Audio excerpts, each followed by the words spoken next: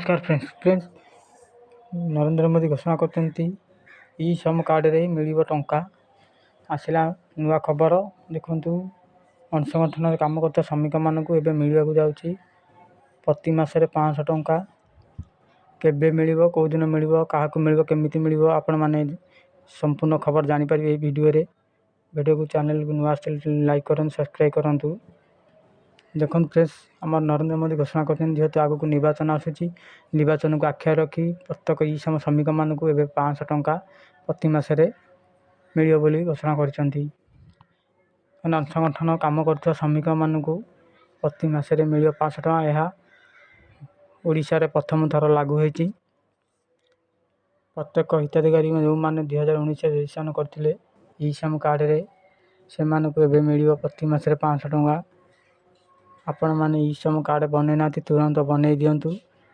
ना आपण मैंने वंचित रे ई श्रम कार्ड योजना जो मैंने ई श्रम कार्ड करना तुरंत मो सेवा केन्द्र कि जनसेवा केन्द्र को जाई ई श्रम कार्ड बनई निंतु आपन को मिल प्रति मासरे 500 टंका।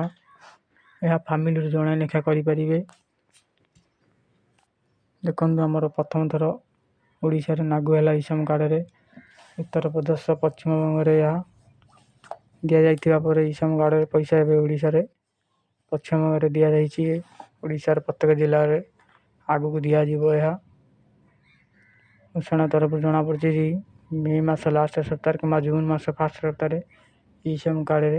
यह 500 लेखाई मोदी सरकार प्रदान करेंगे। उत्तर प्रदेश दि जाता योगी सरकार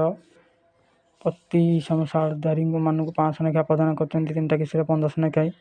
सेमती आम ओडिशा रे मिल प्रति मासरे 500 लेखाई एकाथरे मिल 1500 जाए कहीं आगू जो निर्वाचन आसूँ निर्वाचन मोदी सरकार नरेंद्र मोदी घोषणा कर प्रत्येक ई श्रम कार्ड हिताधिकारी मानक एकाथरे 1500 लेखा मिल प्रति मासरे 500 लेखाएं प्रदान करा